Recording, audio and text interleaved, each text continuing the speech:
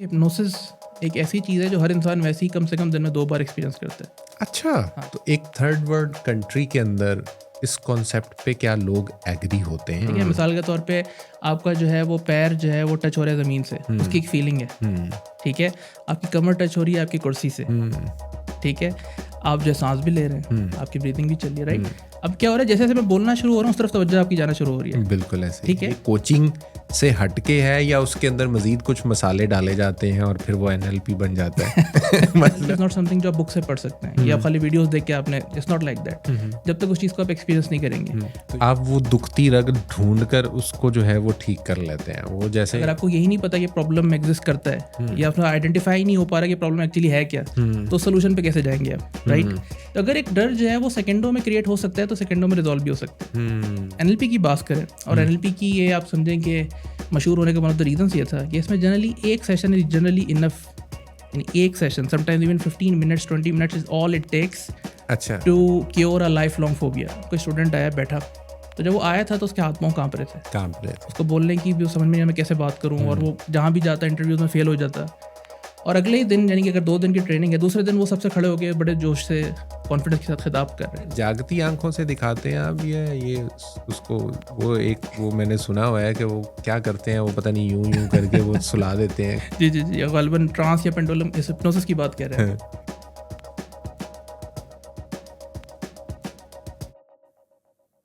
बिस्मिल्लाहिर्रहमानिर्रहीम। बोलचाल और बोलचाल में टेबल टॉक के एक और एपिसोड के साथ हाजिर खिदमत है। मकसद तो यकीनन आप लोगों को मालूम है कि हमारा जो मकसद होता है इस टेबल टॉक का, वो होता है कुछ सीखना, कुछ सिखाना। मैं सीख रहा होता हूँ बिल्कुल आप लोगों की तरह, और यहाँ पर जो भी मेहमान आता है वो कुछ ना कुछ अपनी फील्ड से रिलेटेड आप लोगों को सिखा रहा होता है। तो आज जो सीखने सिखाने का जो सिलसिला है, आज के जो मेहमान हैं उनको हम खुशामदीद कहेंगे। ज़्यादा देर नहीं हम लगाते और ज़्यादा देर करते भी नहीं हैं, उनकी तरफ हम चलते हैं। हमारे साथ हैं the one and only Wajihuddin. Wajih, कैसे हैं आप? अल्हम्दुलिल्लाह, आप बताएं कैसे हैं? अल्हम्दुलिल्लाह।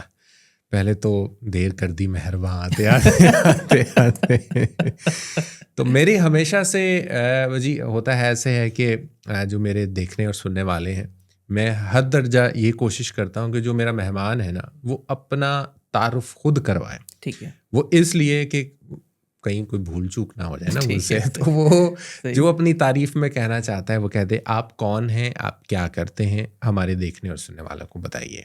ठीक है जी। तो जैसे आपने बता ही दिया कि मेरा नाम वजीहुद्दीन है और बेसिकली मैं ट्रांसफॉर्मेशन ट्रेनर हूँ, लाइफ कोच हूँ या लाइफ स्ट्रेटजिस्ट आप कह सकते हैं, और साथ साथ मैनेजमेंट कंसल्टेंट हूँ, तो बिजनेस को हम कंसल्टेंसी भी देते हैं।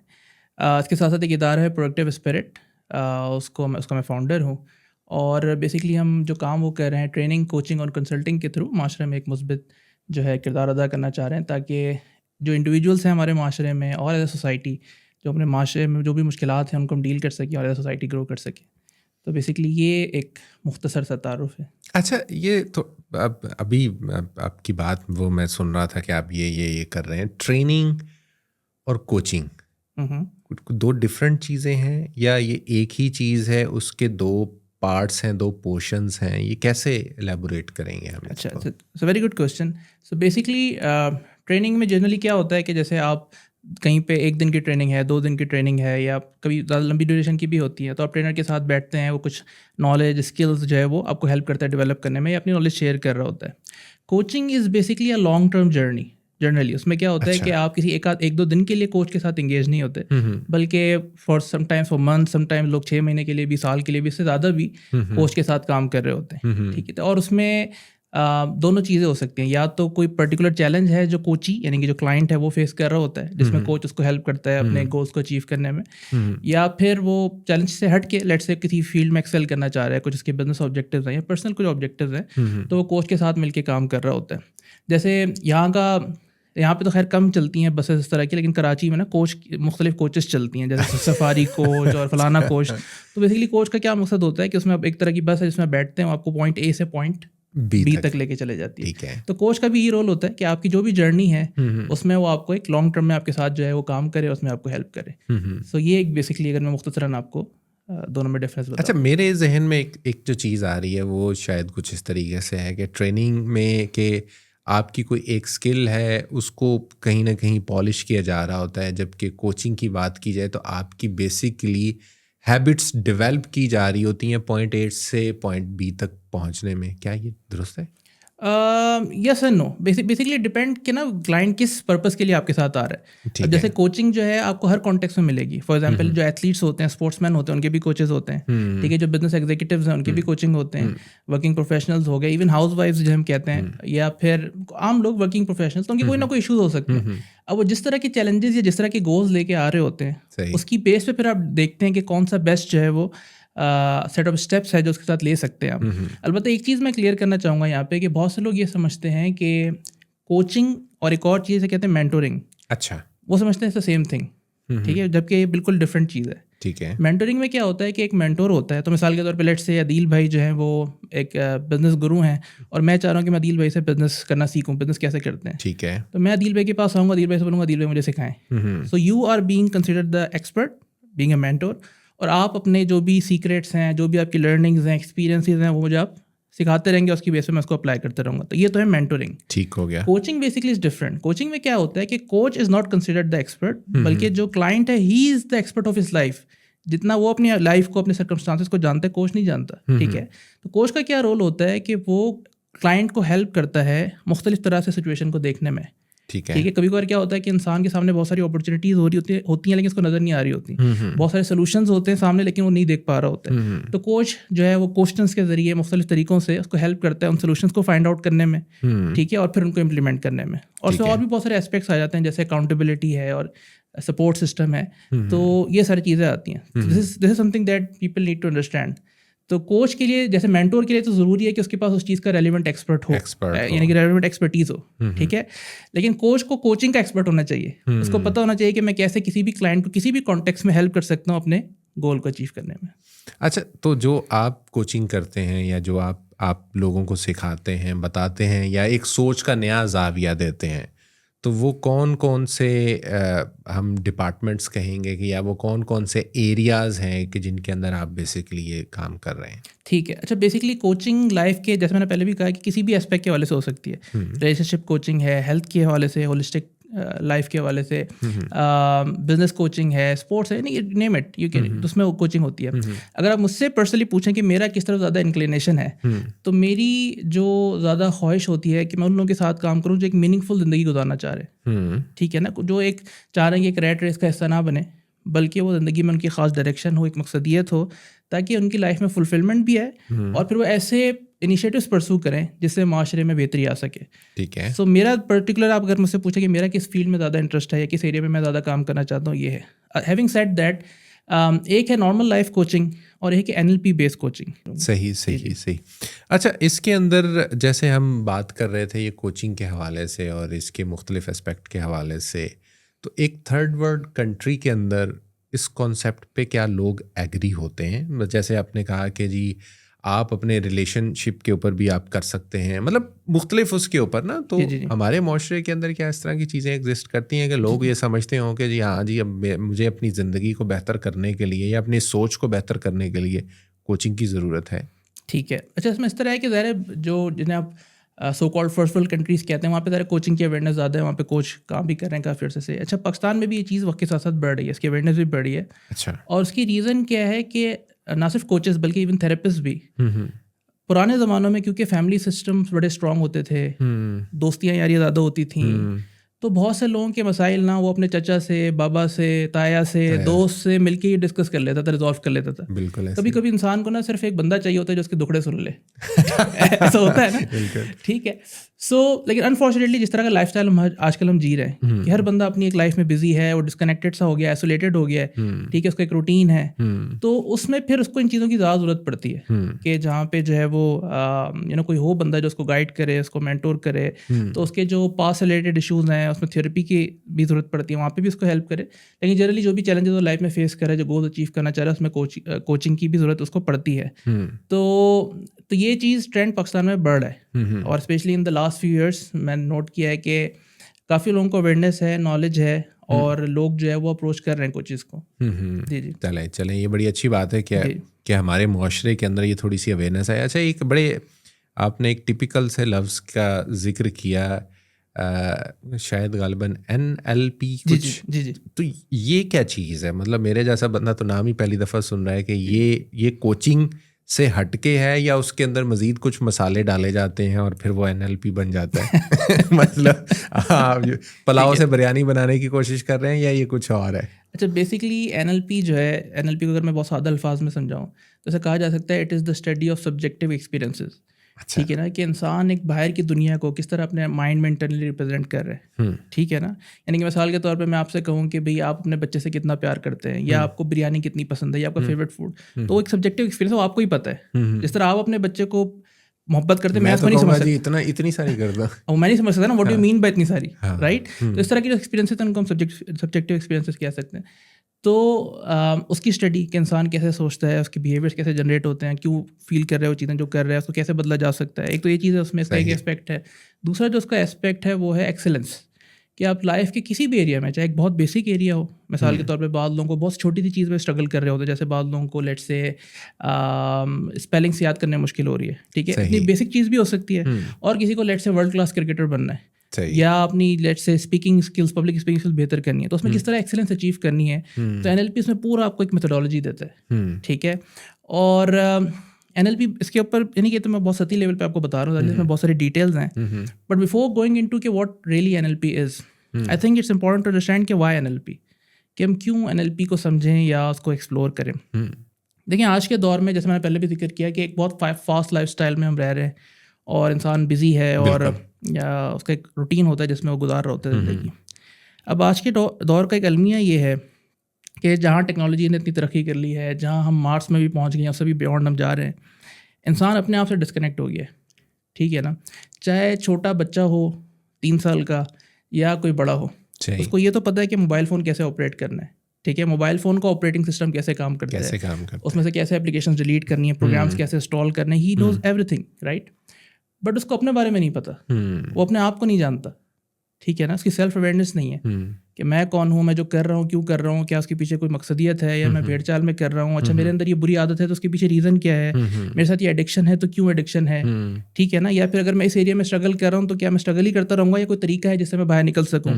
ठीक है ना, तो इस तरह के बहुत सारे चैलेंजेस हैं जो हम में से तकरीबन हर बंदा फेस कर रहा होता है। अच्छा, ये थोड़ा सा मैं आपको कट कर रहा हूँ यहाँ पे। जी, क्या ये जो कोचिंग है या ये जो NLP है, ये हमें ये सोच देती है या इन चीज़ों के ऊपर सोचने की ताकत देती है? देखिए, दो मुख्तलिफ चीज़ें हैं। थोड़ा सा ज़रा इसको ज़रा देखिएगा कि अव्वल मैं तो सोचता ही नहीं हूँ ना कि ये गलत है या ये मेरे अंदर एक गलत आदत है, या ये सोचना कि जी ये गलत है, ये ठीक है, या ये ज़िंदगी मेरी तब्दील कर सकता है, ये नहीं कर सकता, ये एक जनरल सोच होगी। हमारे अंदर तो वो भी नहीं है ना। वो सोच डेवलप होगी तो उसके बाद मैं कहूँगा ना कि यार अच्छा, ये बुरी आदत है, ये बुरी आदत मैं अब छोड़ना चाहता हूँ, ये कैसे छूटेगी मुझे समझ नहीं आ रहा, ये उसका अगला स्टेप होगा। तो आप बेसिकली क्या कर रहे हैं इसके? ठीक है, तो इसमें तो पहले मैं आपको बता दें कि क्यों इंपॉर्टेंट है ना, कि पेरेंट्स अपने आप को समझे, उसकी सेल्फ अवेयरनेस बढ़े, उसकी बेस पे फिर एक्शन ले। देखिए, किसी भी प्रॉब्लम को सॉल्व करने का जो सबसे पहला स्टेप होता है ना, वो होता है प्रॉब्लम की अवेयरनेस, उसकी आइडेंटिफिकेशन। ठीक है, अगर आपको यही नहीं पता कि प्रॉब्लम एग्जिस्ट करता है, या फिर आइडेंटिफाई नहीं हो पा रहा कि प्रॉब्लम एक्चुअली है क्या, तो सोल्यूशन पे कैसे जाएंगे आप, राइट। तो NLP हो गया या इस तरह के दीगर भी जो फ्रेमवर्क्स हैं, वो आपको ना सिर्फ सेल्फ अवेयरनेस बढ़ाने में हेल्प करते हैं कि आपको पता चले कि अच्छा मेरा अगर ये बिहेवियर कर रहा हूँ, लेट्स से कोई गलत बिहेवियर है, क्यों कर रहा हूँ, उसके पीछे क्या रीजंस हैं, और वो फिर आपको पूरा तरीक़ेकार भी बताते हैं जिसमें बहुत आसानी से, बहुत जल्दी जो है, जो बिहेवियर्स आप बदलना चाह रहे हैं उनको बदल सकते हैं, जो नई हैबिट्स, नए बिहेवियर, नए पैटर्न्स आप डेवलप करना चाह रहे हो कर सकते हैं। तो it's not just a theoretical thing. In fact जो लोग NLP के एक्सपर्ट्स हैं या जो NLP प्रैक्टिस करते हैं, उन्हें हम NLP प्रैक्टिशनर कहते हैं। अच्छा, तो NLP को ऐसी चीज़ नहीं है जो आप किताब से समझ के बस किताब पढ़ ली तो आपको समझ में आ गई। It's all about experimenting with it, it's all about experiencing it. तो उसकी बेस पे ऑब्वियसली नताइज मिलते हैं। और इसकी क्या कोई सर्टिफिकेशन वगैरह होती है? क्या होता है, क्या है? मतलब जो करवाने वाला है वो भी तो कहीं से सीखता होगा ना। जी बिल्कुल ऐसी है, बिल्कुल ऐसी है। तो जिस तरह बाकी चीज़ें आप स्किल्स डेवलप करते हैं, इस तरह एनएलपी का भी मामला है। और जैसे मैंने पहले जिक्र किया कि एनएलपी इज़ नॉट समथिंग जो आप बुक से पढ़ सकते हैं या खाली वीडियोस देख के आपने, इट्स नॉट लाइक दैट। जब तक उस चीज़ को आप एक्सपीरियंस नहीं करेंगे। तो यूट्यूब पे इसका कोई फ्री कोर्स नहीं है? नहीं, कोर्सेज डेफिनेटली होंगे, लेकिन जब तक आप उन चीज़ों को प्रैक्टिकली अप्लाई नहीं करेंगे, उनको एक्सपीरियंस नहीं करेंगे, आपको समझ में नहीं आएगा। ठीक हो गया ना? तो इसमें आपको इंट्रोडक्टरी लेवल प्रोग्राम से मिल जाएंगे, इसमें सर्टिफिकेशन प्रोग्राम से मिल जाएंगे।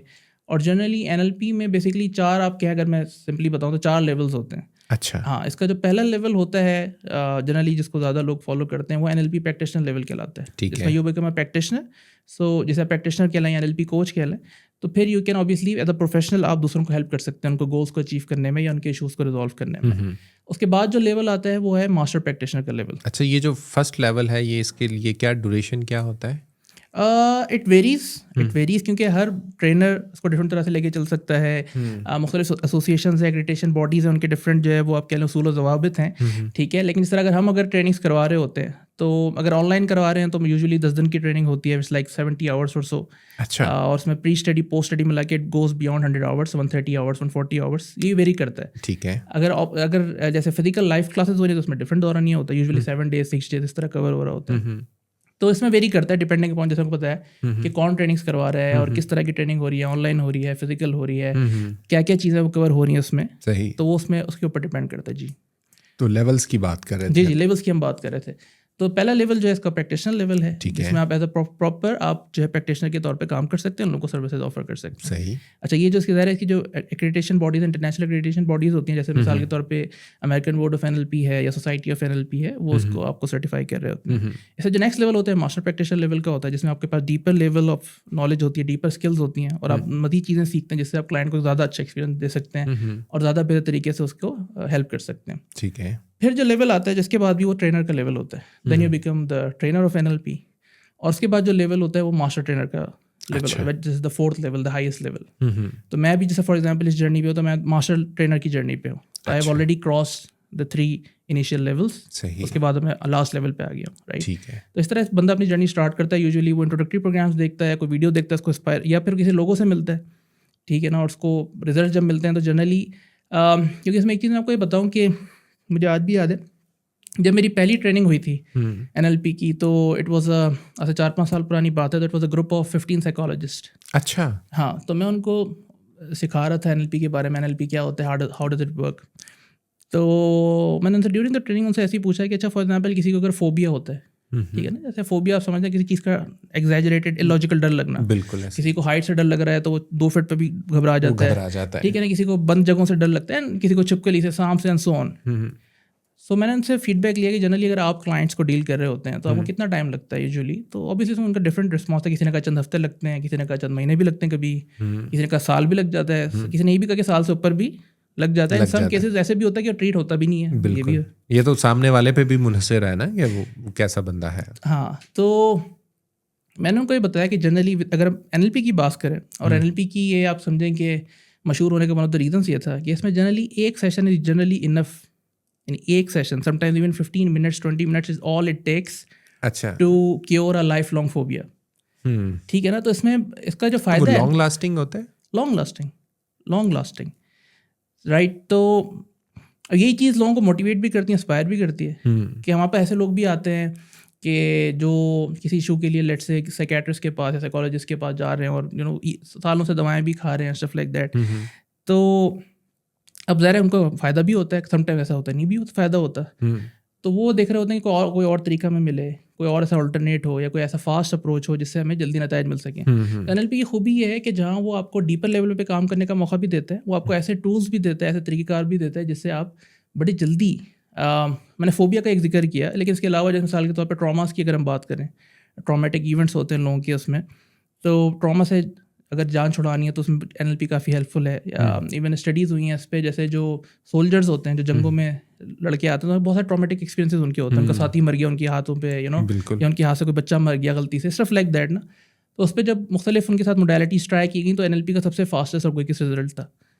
तो क्योंकि हमेशा से देखिए मेरे जहन में एक जो सवाल आ रहा है वो ये कि जो तेज़ी से असर करने वाली चीज़ होती है वो ज़्यादा लॉन्ग लास्टिंग नहीं होती। वो जैसे एक आम तौर पर या एक अमूमी जो सोच आती है लोगों की कि जो एलोपैथिक है वो तेज़ी से अमल करती है और तेज़ी से जो है वो, और होम्योपैथिक आहिस्ता आहिस्ता, और वो बड़ी लॉन्ग लास्टिंग होती है। वरना फिर आप हकीम के पास तो जा ही सकते हैं।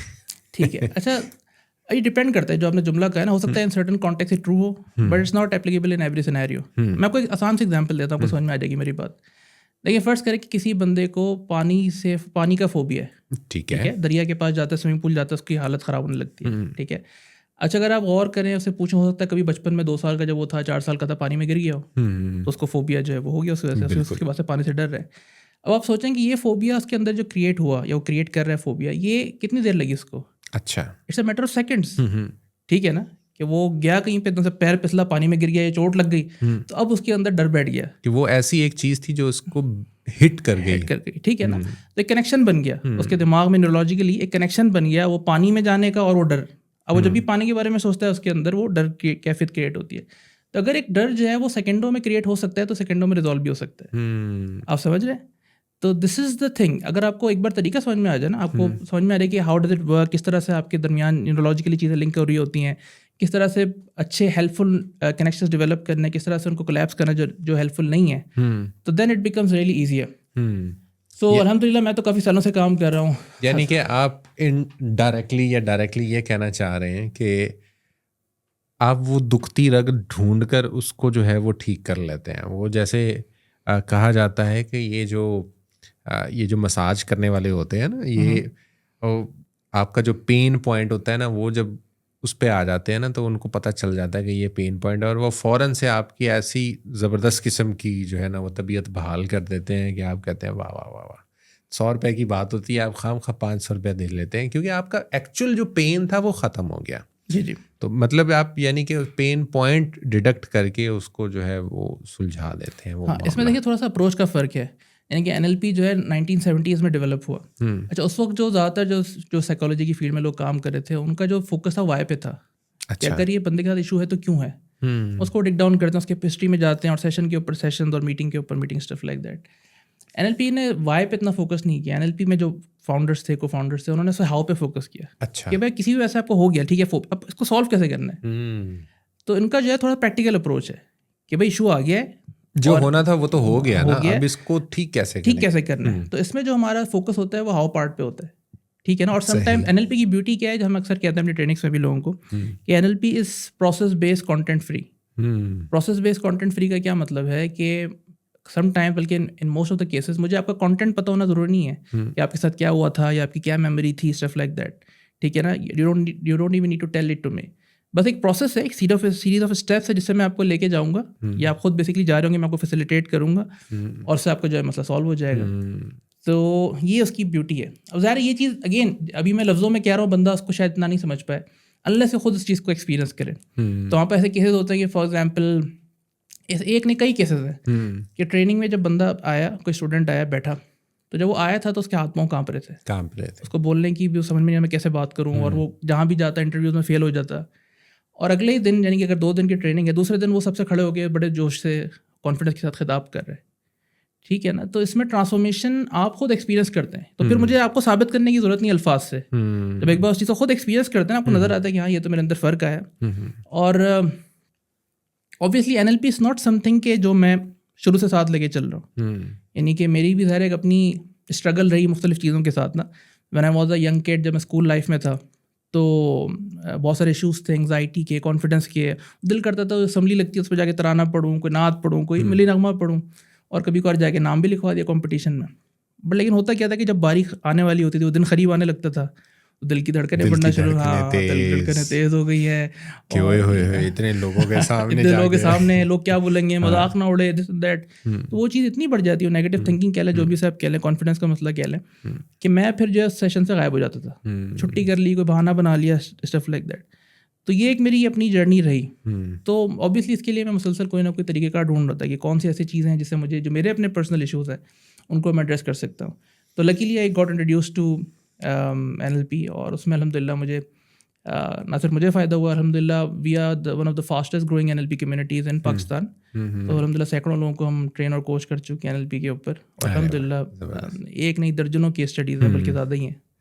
अच्छा, मैं आपकी वेबसाइट देख रहा था और आपका जो मटेरियल है वो सारी चीज़ें भी देख रहा था, उसमें कोई टाइम लैप थ्योरी के हवाले से भी हम ये जो अभी बात कर रहे हैं, क्या ये इसका कोई उसके साथ लिंक है या वो बिल्कुल डिफरेंट चीज़ है वो?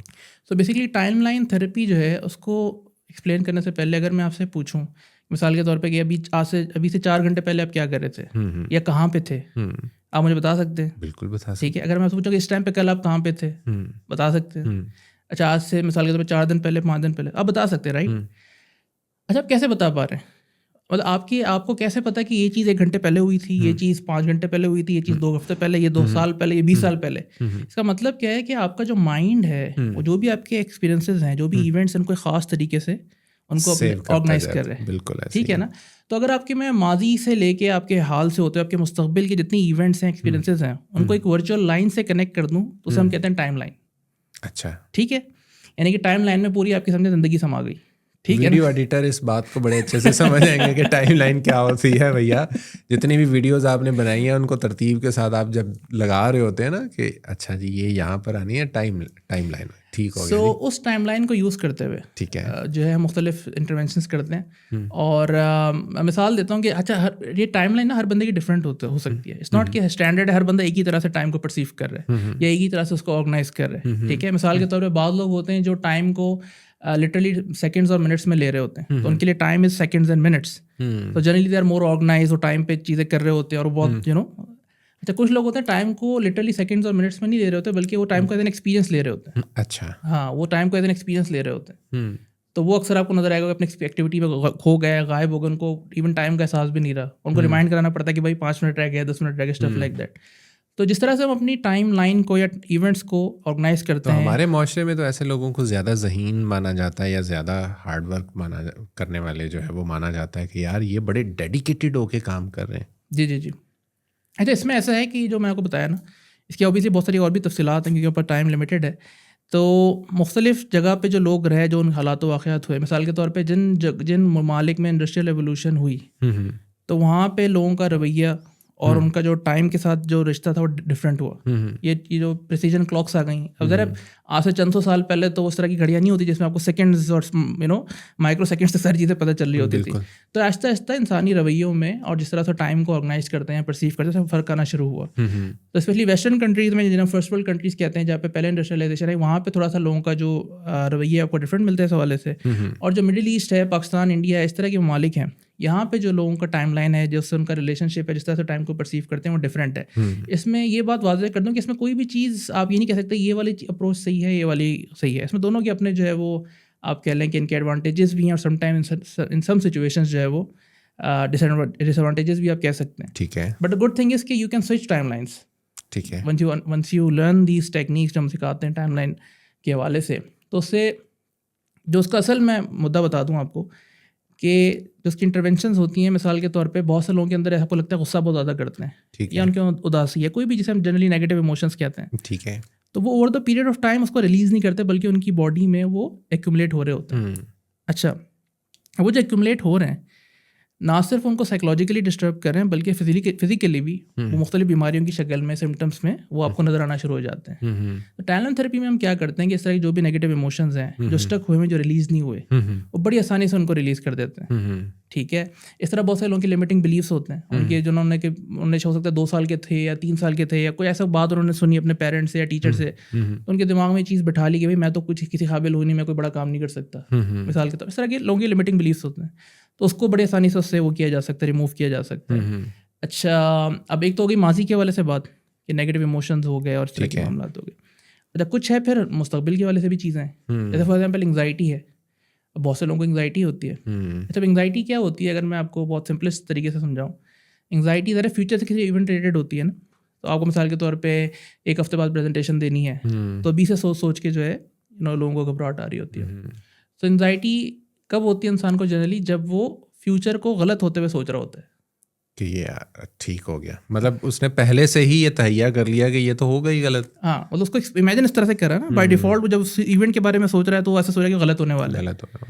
तो उसमें बहुत ज़्यादा हेल्पफुल है टाइमलाइन। उसमें हम उनको फ्यूचर में एक खास प्रोसेस से लेके जाते हैं और उनकी इमेजिनेशन को उतर रहे हैं और तालियां बज रही हैं। एग्जैक्टली, बहुत सारे तरीके हैं, ठीक है, उसमें बड़ा हेल्पफुल है। गोल सेटिंग की वजह से बड़ा हेल्पफुल है। यानी जनरली क्या होता है, बहुत से लोग इस तरह करते हैं कि अपने गोल्स लिख लेते हैं, लेकिन वो गोल्स पे परसेंटली काम नहीं कर पाते, मोटिवेशन लूज कर देते हैं, स्टफ लाइक दैट। तो उसमें भी बड़ा टाइमलाइन हेल्पफुल है।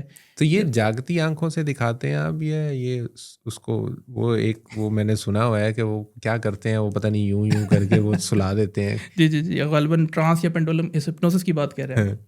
जी जी, अच्छा, तो that's a good question, but I think ये जागती आंखों के साथ होता है प्रोसेस। अच्छा, इसमें लिटिल मतलब मैं बिल्कुल ऐसे जाग रहा हूँ और आप जी जाग रहे होंगे, बट इट में हैपन कि आप अच्छा विजुलाइज करने के लिए अपनी आंखें बंद की हुई हैं आपने। तो उसमें एक, जिसे हम कहते हैं ना कि इस प्रैक्टिस में कि हम इसमें किसी को ट्रांस में या डीप ट्रांस में या हिप्नोटिक कैफियत में ज़्यादा लेके नहीं जाते। इट्स हल्का सा लाइट ट्रांस, एक रिलैक्स करने के लिए, ताकि आप सही से इसको विजुलाइज कर सकें। इस हद तक तो होता है, लेकिन नथिंग मोर देन दैट। वो जो आप बात कर रहे हैं, वो बात आप कर रहे हैं हिप्नोसिस की। अच्छा, दैट्स द थर्ड थिंग जो हम सिखाते भी हैं, प्रैक्टिस भी करते हैं उसकी, यानी 1-to-1 लेवल पे भी। ये अब आप खतरनाक साइड पे जा रहे हैं। यहाँ पे तो आप सारे, हो सकता है मेरे बैंक के पासवर्ड भी छुपा ले। अच्छा, आपका जो रिस्पॉन्स है ना, this is not something new to me. Generally जब भी तो नहीं कहना चाहिए, लेकिन बहुत मरतबा इस तरह होता है कि हिप्नोसिस का जिक्र होता है तो लोगों के अजीब अजीब से उसके बारे में ख्याल आते हैं कि भाई यार ये पता नहीं कोई जादू टोन है, कोई माइंड कंट्रोल है क्या। नहीं, ऑब्वियसली एक जो चीज़ बचपन से सुनते आ रहे हैं या एक जो चीज़ देखी है कि शायद वो कुछ यूं करके वो किया जाता है और आप जो है वो अगले बंदे के हवाले कर देते हैं। जी जी, और वो आपसे जो चाहे वो गुलवा सकता है। तो ऐसा बेसिकली नहीं है। अच्छा, पहले तो मैं बता दूं कि हिप्नोसिस एक ऐसी चीज़ है जो हर इंसान वैसे ही कम से कम दिन में 2 बार एक्सपीरियंस करता है। अच्छा, हाँ, इट्स नॉट समथिंग जो आपने आज तक एक्सपीरियंस नहीं की या आपको पता नहीं है। कैसे? ये समथिंग डिफरेंट और न्यू है भाई। ठीक है, तो बेसिकली हिप्नोसिस जो है वो हज़ारों साल से मुख्तलिफ शेप्स और फॉर्म में इस्तेमाल होता चला आ रहा है। अच्छा, और ये बेसिकली एक थेरेपेटिक टूल है जिसके ज़रिए से आप बहुत सारे अपने अंदर मुस्बत तब्दीलियाँ लेके आ सकते हैं। मिसाल के तौर पे कोई बुरी आदत आपके अंदर है, इसको तब्दील करना चाह रहे हैं, ठीक है, या कोई कॉन्फिडेंस के इश्यूज़ हैं या एंग्जाइटी है या स्ट्रेस है, उसमें बड़ा हेल्पफुल है। ग्लोबली जो वर्ल्ड वाइड एप्लीकेशन है हिप्नोथेरेपी की, जैसे हिप्नोसिस को अगर आप थेरेपी के लिए तो हिप्नोथेरेपी से, तो हिप्नोसिस जो यूज़ होता है वो वेट लॉस के लिए काफ़ी हेल्पफुल है, स्मोकिंग के लिए, मुख्तलिफ एडिक्शंस को छोड़ने में, इवन मेमोरी परस्पेक्टिव से, यानी कि बच्चों की पढ़ाई के हवाले से। यानी हमारे पास ऐसे केसेस हैं, ज़रा मैं खुद भी क्योंकि ट्रेनिंग और कोचिंग करता हूँ, मेरे अपने क्लाइंट्स भी होते हैं, फिर हमारी अपनी नेटवर्क है, कम्युनिटी NLP प्रैक्टिशनर्स, वो भी अपने एक्सपीरियंस शेयर कर रहे होते हैं। ठीक है, तो वहाँ पर ऐसे भी केस स्टडीज़ हैं जब बच्चे जो फेल होते थे या D ग्रेड आता था, बहुत लोअर उनके ग्रेड आते थे, उनके साथ 7 दिन जो है हिप्नोसिस का सेशन किया, वही बच्चे फिर A1 आने लग गए, अपने क्लास में टॉप करने शुरू हो गए। इवन वो लोकल और रीजनल इंटरनेशनल जो है वो मुकाबले जो होते हैं, जैसे मैथ्स की कॉम्पिटिशन, स्टफ लाइक दैट, वो जीतना शुरू हो गए। वाह। तो it's a very useful thing. Unfortunately वो क्या है कि वो जो जासूसी नॉवल होते हैं या मूवीज़ होती हैं ना, उन्होंने एक बड़ा अजीब सा परसेप्शन बनाया हुआ है हिप्नोसिस का, कि जैसे कोई पता नहीं ऐसे इतनी आसानी से मैं किसी का भी जो ना कब्जा कर लूँ। अगर इतना आसान होता और ऐसा होता हिप्नोसिस, तो फिर आप सोचें ना कि दुनिया में जितने भी वज़ीर आज़म होते, आर्मी चीफ होते, बिजनेसमैन होते, सारे प्रोटेस्ट होते सिंपल सी बात है ना भाई, ये गैर सियासी बात नहीं, इसका कोई लेना देना नहीं है। अच्छा, आप सोचते ना इतना अगर आसान होता तो मैं आपकी सारी चीज़ें आपके अपने हाल कर लेता, आपको it doesn't work like that. अच्छा, ये सिर्फ बच्चों की स्टडी तक ही महदूद है या सम टाइम पे बच्चे कुछ बैड हैबिट्स में बहुत ज़्यादा आ जाते हैं या उनकी कुछ आदत बड़ी ख़राब हो जाती हैं, तो ये उसमें भी हेल्पफुल है? नहीं, ये almost her area of life में हेल्पफुल है, ठीक है। मैं ये तो नहीं कहूँगा कि हर चीज़ का इलाज है, लेकिन बहुत सारे एरियाज़ में बहुत सारी चीज़ों में हेल्पफुल है। मिसाल के तौर पे बच्चों की ईटिंग हैबिट्स अगर चेंज करनी हो, ठीक है, नहीं, फॉर एग्जाम्पल मेरे एक क्लाइंट था कि उनका बच्चा जो है वो दूध नहीं पीता था या और वो सीधे हाथ से नहीं खाता था, ठीक है, बहुत समझा नहीं समझा, फिर हिप्नोसिस के थ्रू बता खुद ही अब्बा ने कहा नहीं कि हाथ काट दूंगा आज वो सब तजुर्बे कर चुके थे, कोई रिजल्ट नहीं मिला उन्होंने। फिर उन्होंने जो है हिप्नोसिस को यूज़ किया तो वो बच्चा उनके अंदर तब्दीली आ गई। ठीक है, तो वो एक छोटी हैबिट को चेंज करने के लिए भी इस्तेमाल किया जा सकता है और सिग्निफिकेंट ट्रांसफॉर्मेशन के लिए भी इस्तेमाल किया जा सकता है। अच्छा, जी जी बिल्कुल। तो आपको जैसे बताया ना कि जैसे एडिक्शंस हो गई, वेट लॉस हो गया, या स्किल एनहांसमेंट हो गई, कॉन्फिडेंस बिल्डिंग हो गई, बहुत सारी चीज़ों में, एंग्जाइटी, अगर स्टूडेंट्स के वाले से अगर हम बात कर रहे हैं तो जैसे बाद लोगों को एग्जाम की एंग्जाइटी होती है, तो एग्जाम जैसे आने लगते हैं और ड्यूरिंग एग्जाम वो अजीब से हो जाते हैं तो उनको मुश्किल होती है, तो उसमें हेल्पफुल है। तो देयर लॉट्स ऑफ एप्लीकेशन जिससे लोगों को फ़ायदा दिया जा सकता है। तो इसका अगेन किसी को खास मजहब से कोई ताल्लुक नहीं है, कोई कल्ट नहीं है, ठीक है। जैसे मैंने कहा कि हर इंसान कम से कम दिन में 2 बार जो है वो एक्सपीरियंस करता है। अब बेसिकली हिप्नोसिस है क्या? हिप्नोसिस सिंपली ये है कि जो आपका जो एक होता है कॉन्शियस माइंड और एक अनकॉन्शियस या बाद लोग सबकॉन्शियस के तौर पे उसको टर्म्स यूज़ कर रहे होते हैं। तो आप जो मैं बात कर रहा हूँ कि 2 दिन में 2 बार आप जो है वो एक्सपीरियंस करते हैं। कौन से 2 बार होते हैं? एक तो जो आपका नींद का टाइम होता है, जब आप रात को सो रहे होते हैं, गुनूदगी की कैफियत होती है, जब आप यानी कि आप चाहें तो आंखें खोल भी सकते हैं लेकिन नींद की तरफ जा रहे होते हैं, एक वो कैफियत होती है। अच्छा, या सुबह सुबह जब उठते हैं पहली बार आपकी आँख खुलती है और वो स्नूज का बटन दबाने के लिए और एक आंख हल्की सी खोल के देख रहे होते हैं किधर रखा है वो। तो वो भी जो कैफियत है हिप्नोटिक स्टेट है। इसी तरह अच्छा कभी ऐसा आपने खुद भी एक्सपीरियंस किया होगा, देखा होगा दूसरों को कि बच्चा वीडियो गेम खेल रहा है या कोई किताब पढ़ रहा है, उसमें इतना खो जाए कि लोग उसको आवाज़ दे रहे हैं, उसको आवाज़ नहीं आए। हाँ, दैट्स ऑल्सो हिप्नोटिक स्टेट। तो अब वो सोचा ना कि बच्चा अगर आप उसको आवाज़ दे रहे हैं और वो आवाज़ पे रिस्पॉन्ड नहीं कर रहा, तो अगर वो कॉन्शियसली नहीं सुन, मतलब कॉन्शियसली नहीं सुन रहा, अगर तो सुन रहा होता तो फ़ौरन आपको रिस्पॉन्ड करता। तो जो आवाज़ है वो कहाँ जा रही है? वो उसके अनकॉन्शियस में जा रही है, लाशोर में जा रही है, ठीक है ना। So you can use that to bring about positive changes in people. अच्छा, इसमें लेकिन ये याद रखें कि जो हमारे अनकॉन्शियस माइंड है, लोग वजाहत करने से पहले कि लोग इस बारे में उनके कोई ख्यालात हो इस तरह के, कि अनकॉन्शियस माइंड का वन ऑफ द मेन जो आप रोल है वो ये है कि वो आपकी प्रोटेक्शन और सर्वाइवल बहुत इंपॉर्टेंट है। अच्छा जी, तो वो कभी भी कोई ऐसी चीज़ अलाउ नहीं करेगा जिससे आपको नुकसान पहुंच सकता है, ठीक है। मतलब सिक्योरिटी सिस्टम बड़ा स्ट्रॉन्ग सिक्योरिटी सिस्टम है, बिल्कुल है, ठीक है ना। तो इसलिए अगर कोई समझता है कि हिप्नोसिस को यूज़ करके बड़ी आसानी से आप किसी को बेवकूफ़ बना लेंगे, उससे रात उगलवा लेंगे, उससे ये कर ले, दिस इज़ ऑल जैसे फिक्शन है, इसका रियलिटी से कोई ताल्लुक नहीं है। जनरली जैसा को बताया कि हिस्टोरिकली और अभी भी ये यूज़ हो रहा है। तो ये मतलब वही चीज़ है ना जो कहते हैं ना कि एक शऊरी ज़िंदगी है और एक लाशऊरी ज़िंदगी है, तो ये बेसिकली आपका लाशऊर होता है। अच्छा, एक तो ज़िंदगी, एक तो जैसे हम जब माइंड की बात करते हैं, अच्छा तो एक तो आपका जैसे ब्रेन है जो कि फिजिकल ऑर्गन है, जैसे आप हार्डवेयर कह सकते हैं, ठीक है। माइंड को अगर मैं मेटाफोरिकली समझाऊँ तो इट्स लाइक अ सॉफ्टवेयर, ठीक है ना, कि जैसे आपका सॉफ्टवेयर प्रोग्राम हुआ होगा, हार्डवेयर भी वैसे ही फंक्शन करेगा, बिल्कुल, ठीक है ना। अच्छा, माइंड को फर्दर आप बाइफरकेट कर सकते हैं कॉन्शियस में और अनकॉन्शियस में। इसके और भी बाइफरकेशन है, इसके ऊपर काफ़ी बहस है, तो नहीं कहना चाहिए, काफ़ी आपके लिए मुख्तलिफ पर्सपेक्टिव्स हैं साइकोलॉजी में। तो अगर मैं बहुत सिंपलिस्टिक करके आपको बताऊँ तो उसमें आप डिवाइड कर सकते हो कॉन्शियस और अनकॉन्शियस में, ठीक है, शऊर और लाशऊर कहते हैं, ठीक है। तो कॉन्शियस माइंड उसका काम होता है लॉजिकल थिंकिंग, क्रिटिकल एनालिसिस, सही और गलत में फ़र्क करना, सही, ठीक है ना, सीक्वेंशली चीज़ों को करना, ये सारे काम जो है वो कॉन्शियस माइंड के होते हैं। जो अनकॉन्शियस माइंड है, जिसे हम लाशऊर कह सकते हैं, कोई भी चीज़ जो आप बगैर शऊर के कर रहे हैं, ऑटोमेटिकली कर रहे हैं, सही, ठीक है ना, जो आपके शऊर में नहीं है, वो अनकॉन्शियस है, ठीक है। मतलब डेली बेस में आपकी एक ऐसी आदत बन गई है या एक ऐसी आपकी रूटीन है कि आप खुद ब खुद वो करना शुरू कर देते हैं। इस तरह भी है, लेकिन अदर देन दैट भी अभी मैं आपसे बात कर रहा हूँ ना, अच्छा मैं कुछ चीज़ें भी बोल रहा हूँ जो आपके साथ हो रही हैं, लेकिन हो सकता है आपके शऊर में ना हो या आपके अवेयरनेस में नहीं हो, ठीक है। मिसाल के तौर पे आपका जो है वो पैर जो है वो टच हो रहा है ज़मीन से, उसकी एक फीलिंग है, ठीक है। आपकी कमर टच हो रही है आपकी कुर्सी से, ठीक है। आप जो सांस भी ले रहे हैं, आपकी ब्रीथिंग भी चल रही है, राइट। अब क्या हो रहा है, जैसे जैसे मैं बोलना शुरू हो रहा हूँ उस तरफ तवज्जो आपकी जाना शुरू हो रही है, बिल्कुल ऐसे, ठीक है। तो उससे पहले उस तरह से नहीं थी, लेकिन वो चीज़ पहले भी हो रही थी, इट्स नॉट कि वो हो नहीं रही थी, लेकिन आपके शऊर में नहीं थी। अब जैसे ये जो बहुत सारे लोग हैं इनके हाथ में मोबाइल है, तो बेसिकली आपका जो लाशऊर है ना, वो एक बहुत ही आप कह लें कि सिग्निफिकेंट पार्ट है आपकी पर्सनैलिटी का, आपकी, क्योंकि हमारे जितने भी बिलीफ्स हैं, हमारे जितने भी इमोशंस हैं, हमारे जितने भी मेमोरीज हैं, स्पेशली लॉन्ग टर्म मेमोरीज हैं, हमारी एडिक्शंस हैं, ठीक है, हमारे डर खौफ जो होते हैं, हमारी आइडेंटिटीज़ हैं, वो हमारे लाशऊरी लेवल पे होती हैं, ठीक है ना। हमारी वैल्यूज़, हम किस चीज़ को लाइफ में इंपॉर्टेंस देते हैं। तो बेसिकली कहा यह जाता है कि आपकी जो डे टू डे लाइफ में आपकी कॉन्शियस माइंड का जो रोल होगा शायद 5 to 10% होगा, 90 to 95% जो है वो आपके लाशऊर का रोल होता है। अब वो जैसे लाशऊर आपका प्रोग्राम हुआ है बचपन में, स्पेशली जो आपके 0 to 7 का पीरियड होता है, उसमें ज़्यादातर प्रोग्रामिंग उसकी हो चुकी होती है। अच्छा, सो हिप्नोसिस में भी, और NLP की अगर हम बात करें, NLP is like advance use of hypnosis, ठीक है।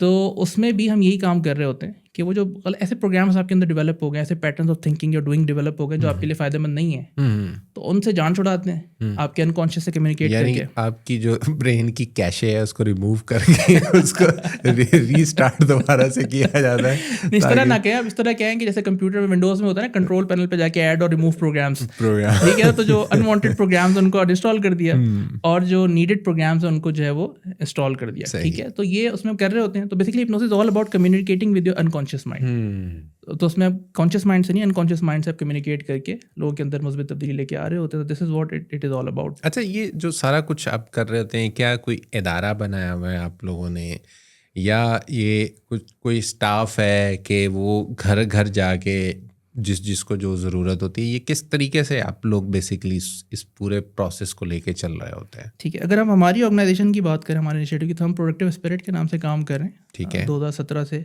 ये कहाँ पे कर रहे हैं बेसिकली? हम ये पाकिस्तान की जितनी मेजर सिटीज़ हैं, कराची, लाहौर, इस्लामाबाद, पेशावर, इसके अलावा ऑनलाइन भी हमारे प्रोग्राम्स चल रहे होते हैं। तो उसमें इस तरह से होता है कि या तो ट्रेनिंग के लिए लोग वहाँ पर आ रहे होते हैं, वो सीखना चाहते हैं कि भाई अच्छा जी मैं अंदर जैसे मतलब वहाँ पर फिजिकल इंस्टीट्यूट बने हुए हैं आपके?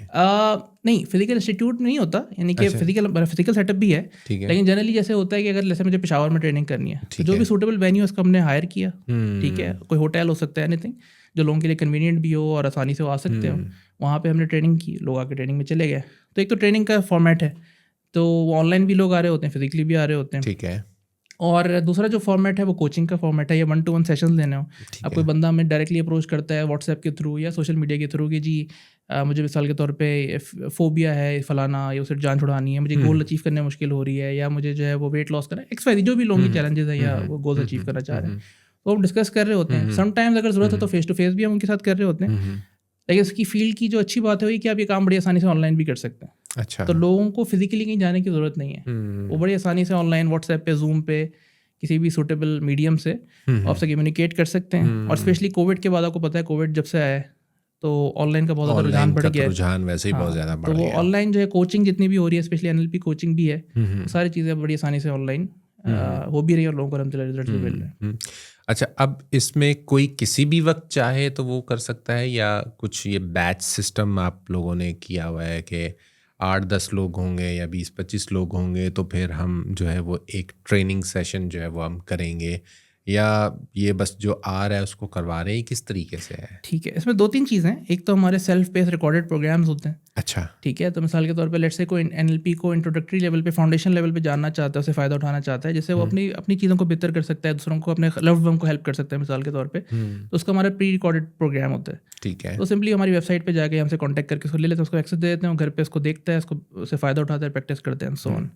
लेकिन जैसे ही कोई बंदा चाहता है कि नहीं मैं नेक्स्ट लेवल पे जाना चाह रहा हूँ, I want to become a certified practitioner, ठीक है, और मैं चीज़ों को प्रॉपर्ली सीखना चाह रहा हूँ, तो फिर उसके लिए ज़ाहिर हम अपने बैचेस अनाउंस करते हैं कि ये हमारा बैच है। जैसे मिसाल के तौर पे हमारा एक 4-in-1 NLP प्रैक्टिशनर बैच होता है, जिसमें हम 4 मोडेलिटीज़ कवर करते हैं, जिसमें NLP के सारे कोर कॉन्सेप्ट्स आ जाते हैं, इसमें टाइमलाइन थेरेपी आ जाती है, जिसमें हिप्नोसिस भी आता है, और हम कोचिंग भी सिखाते हैं कि how to become a coach and how to coach people. अच्छा। तो this becomes like a very powerful package. मतलब इसके अंदर वो सारी चीज़ें कवर हो जाती हैं। यानी कि अगर आप खाली इंडिविजुअली भी इनको सीख लें, फॉर एग्जाम्पल खाली आप NLP के कोर कॉन्सेप्ट भी सीख लें, उससे आपको बड़ा फायदा हो सकता है, दूसरों को फायदा पहुंचा सकते हैं। अगर आप टाइमलाइन थेरेपी भी सीख लें, उससे भी बड़ा फायदा। तो इंडिविजुअली भी इनकी काफ़ी वैल्यू है, और हम करते आ रहे हैं इंडिविजुअली भी। लेकिन अब हम क्या करें, इनको कंबाइन करके एज अ पैकेज लोगों को दे रहे हैं। One stop. ठीक है, वन स्टॉप, कि आपको एक ही वक्त में सारी मोडेलिटीज आपको पता होंगी, उसकी आपकी एक्सपर्टीज होंगी, तो आपके अपने लिए तो बेहतर है ही है, लेकिन आप क्लाइंट को बहुत अच्छा एक्सपीरियंस दे सकते हो।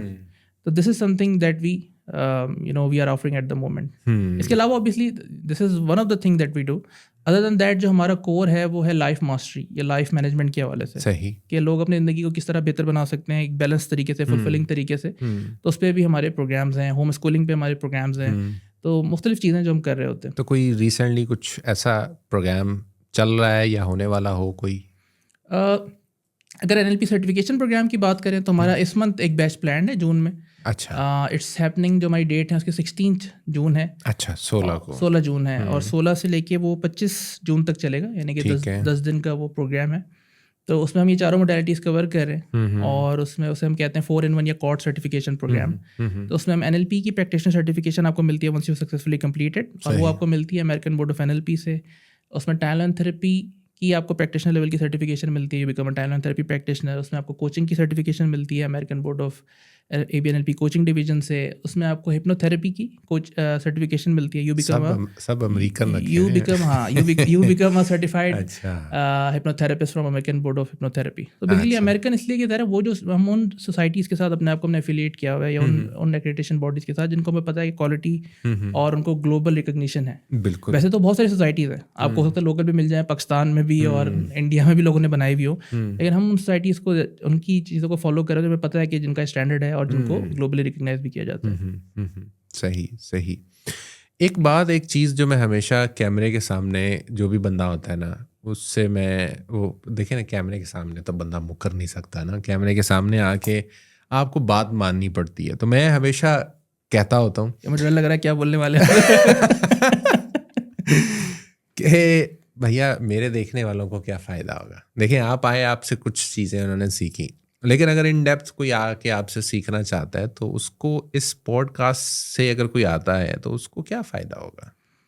देखिए हम उसमें इस तरह कर सकते हैं कि जो आपके व्यूवर्स हैं जिन्होंने इतना टाइम लगाया हमारी डिस्कशन को सुनने का, होपफुली उनको कुछ ना कुछ इससे अवेयरनेस बड़ी होगी, लर्निंग बड़ी होगी, तो उनको हम कुछ एडिशनल डिस्काउंट दे सकते हैं, उनको हम अपने कुछ पेड कोर्सेज ऑनलाइन जो है फ्री में दे सकते हैं, डिपेंडिंग अपॉन कि वो किन तरह की चीज़ों में इनरोल करते हैं। तो ज़ाहिर है आपसे हमारा एक ताल्लुक़ है, और ये चीज़ मैं पॉडकास्ट में बोल रहा हूँ तो आपकी, क्योंकि मुझे बहुत सारी पर्सनल चीज़ें भी पता हैं, प्रोफेशनल चीज़ें भी पता हैं, तो मैं आपसे आप कह लें कि ये वो क्या था, वो हिप्नोटाइज करके सारी चीज़ें उगलवाई हुई हैं नहीं, on a very serious note कि आई एम वेरी, क्योंकि मुझे पता है कि आपके जो स्ट्रगल्स हैं और आपके जो काम करने का तरीका है और आपकी जो कंट्रीब्यूशन है, सारी चीज़ें, तो I am really deeply inspired.